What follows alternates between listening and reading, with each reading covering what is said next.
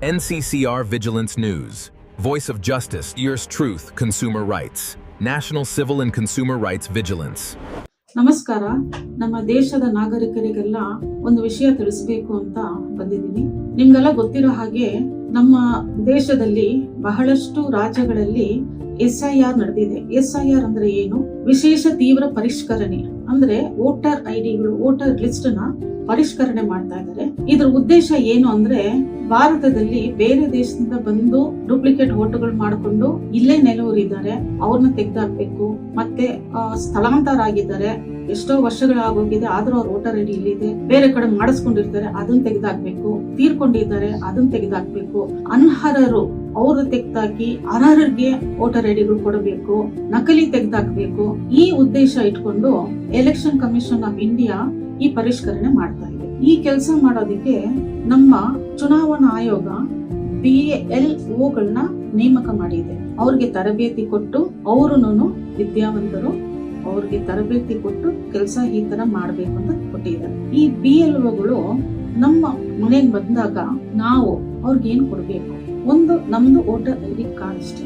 ಅವ್ರು ಬಂದು ಮನೇಲಿ ನಿಮ್ಮ ಹತ್ರ ಕೇಳಿದಾಗ ಆ ವೋಟರ್ ಐಡಿ ಕಾರ್ಡ್ ಕೊಡಿ, ಆ ನಂಬರ್ ನೋಡಿ ಅವರು ನಿಮ್ಗೆ ಫಾರ್ಮ್ ಕೊಡ್ತಾರೆ. ಅದು ಎನ್ಯುಮರೇಷನ್ ಫಾರ್ಮ್ ಅಂತ 2 ಕಾಪಿ ಇರುತ್ತೆ. ಆ 2 ಕಾಪಿನ ನೀವು ತಕೊಂಡು ಫಿಲ್ ಮಾಡಿ ಒಂದು 3-4 ದಿನನೋ ಇಲ್ಲ ಒಂದು ವಾರದ ಒಳಗಡೆನೋ ಅದೇ BL ಆಫೀಸರ್ ಬಂದು ನಿಮ್ಮ ಹತ್ರ ತಕೊಂಡು ವಾಪಸ್ ಹೋಗ್ತಾರೆ. 1 ಕಾಪಿ ನಿಮ್ಗೆ, 1 ಕಾಪಿ ಅವ್ರಿಗೆ. ಈ ಪ್ರಕ್ರಿಯೆ ಅವ್ರು ಮಾಡ್ತಾ ಇದ್ದಾರೆ. ಇದರಲ್ಲಿ BLOಗಳು ಮನೆಗೆ ಬಂದಾಗ ದಯವಿಟ್ಟು ಅವ್ರ ಹತ್ರ ಗೌರವದಿಂದ ನಡ್ಕೊಳ್ಳಿ. ಅವ್ರು ಬರ್ತಾ ಇರೋದು ನಮ್ಮ ದೇಶ ಸೇವೆ ಮಾಡೋದಕ್ಕೆ, ನಮ್ ಸೇವೆ ಮಾಡೋದಕ್ಕೆ. ಒಟ್ಟಾಗಿ ಮಾತಾಡಬೇಡಿ. ಇವರು ಒಂದು ದಿನಕ್ಕೆ 1300-400 ಅಪ್ಲಿಕೇಶನ್ ಫಾರ್ಮ್ ಬ್ಯಾಗ್ ಅಲ್ಲಿ ಇಟ್ಕೊಂಡು ಮನೆಗೆ ಹೋಗ್ಬೇಕು. ಗಾಡಿ ಓಡಕ್ ಆಗಲ್ಲ, ಪಕ್ಕ ಮನೆಗೆ ಓಡಾಡ್ಬೇಕು. ಒಬ್ರ ಮನೇಲಿ ಇಡಕ್ಕೂ ಆಗಲ್ಲ, ಯಾಕಂದ್ರೆ ಅದು ತುಂಬಾ ಸೇಫ್ ಆಗಿ ಇಟ್ಕೋಬೇಕಂತ ಫಾರ್ಮ್ಸ್. ಎಲ್ಲೂನು ಪಾರ್ಕಿಂಗ್ ಅಲ್ಲೂ ಇಡಕ್ಕಾಗಲ್ಲ. ಅವ್ರು ಪರ್ಮಿಷನ್ ಕೊಡಲ್ಲ ಪಾರ್ಕಿಂಗ್ ಜಾಗದಲ್ಲಿ. ಮಳೆ ಬಂತು ಅಂದ್ರೆ QR ಕೋಡ್ ಡ್ಯಾಮೇಜ್ ಆಗುತ್ತೆ ಅನ್ನೋ ದೃಷ್ಟಿಯಿಂದ ಒತ್ಕೊಂಡು ಓಡಾಡ್ತಾರೆ. ಅವ್ರು ಬಂದಾಗ ತಕ್ಷಣ ನೀವು ನಿಮ್ ವೋಟರ್ ಐಡಿನ ಕೊಡಕ್ ಆಗಲ್ಲ ಅಂತಂದ್ರೆ ಒಂದು ಫೋಟೋ ಕಾಪಿ ಅಂದ್ರೆ ಮೊಬೈಲ್ ಅಲ್ಲಿ ಫೋಟೋ ಹಿಡ್ಕೊಂಡು ನಿಮ್ ಮನೆಯಲ್ಲಿ ಎಷ್ಟು ಸದಸ್ಯರು ಇದ್ದಾರೋ ಅಷ್ಟು ಜನದ ಫೋಟೋ, ಉದಾಹರಣೆಗೆ ಒಂದು 5 ಜನ ಇದ್ದಾರೆ, 5 ಜನದ ಫೋಟೋ ಕಾಪಿ ನಿಮ್ ಮೊಬೈಲ್ ಅಲ್ಲಿ ಸಾಫ್ಟ್ ಕಾಪಿ ಇಟ್ಕೊಳ್ಳಿ. ಮನೆಯಲ್ಲಿರೋ ಎಲ್ಲಾ ವ್ಯಕ್ತಿಗಳಿಗೂ ಅದನ್ನ ಶೇರ್ ಮಾಡ್ಕೊಳ್ಳಿ, ಫ್ಯಾಮಿಲಿ ಗ್ರೂಪ್ ಅಲ್ಲಿ ಹಾಕೊಳ್ಳಿ. ಯಾರಾದ್ರೂ ಒಬ್ರು ಮನೇಲಿ ಇದ್ದೇ ಇರ್ತಾರೆ. ಅವ್ರು ಹೋದಾಗ ನಮ್ಮ ಮನೆಯಲ್ಲಿ ಇಲ್ಲ, ನಮ್ಮ ಅಪ್ಪಂದಿಲ್ಲ, ನಮ್ಮ ಅಕ್ಕದಿಲ್ಲ, ಎಲ್ಲೋ ಇಟ್ಬಿಟ್ಟಿದ್ದಾರೆ, ಇದೆಲ್ಲ ಹೇಳೋದು ಬೇಡ. ಅವ್ರು ಬಂದ್ ಕೇಳಿದಾಗ ಮೊಬೈಲ್ ಅಲ್ಲಿರೋ ಫೋಟೋ ಕಾಪಿನ ನೀವು ತೋರ್ಸಿದ್ರೆ ಸಾಕು, ನಿಮ್ಗೆ ಆ ಫಾರ್ಮ್ ಎತ್ಕೊಡ್ತಾರೆ.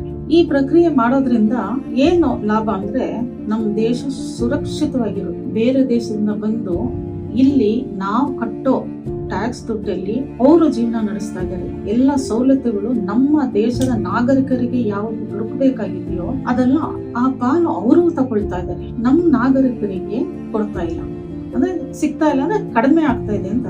ಬೇರೆ ದೇಶದಿಂದ ಬಂದು ನಕಲಿ ವೋಟರ್ ಐಡಿ ಮಾಡಿಕೊಂಡು ನಮ್ಮ ತೆರಿಗೆ ದುಡ್ಡಲ್ಲಿ ಎಲ್ಲ ಸವಲತ್ತುಗಳನ್ನು ಅವ್ರು ತಗೊಳ್ತಾ ಇದ್ದಾರೆ. ನಮ್ಮ ದೇಶದ ನಿಜವಾದ ನಾಗರಿಕರು ವಂಚಿತರಾಗ್ತಾ ಇದ್ದಾರೆ. ಇದನ್ನ ಕ್ಲೀನ್ ಮಾಡೋ ಪ್ರೋಸೆಸ್ ನಾವೆಲ್ಲ ಮಾಡ್ಲೇಬೇಕಲ್ವಾ? ಈ ದೇಶದ ಪ್ರಜೆಗಳಾಗಿ ಇದು ನಮ್ ಜವಾಬ್ದಾರಿ ಅಲ್ವಾ? ಬನ್ನಿ ನಾವೆಲ್ಲ ಸೇರಿ ಕೆಲಸ ಮಾಡೋಣ.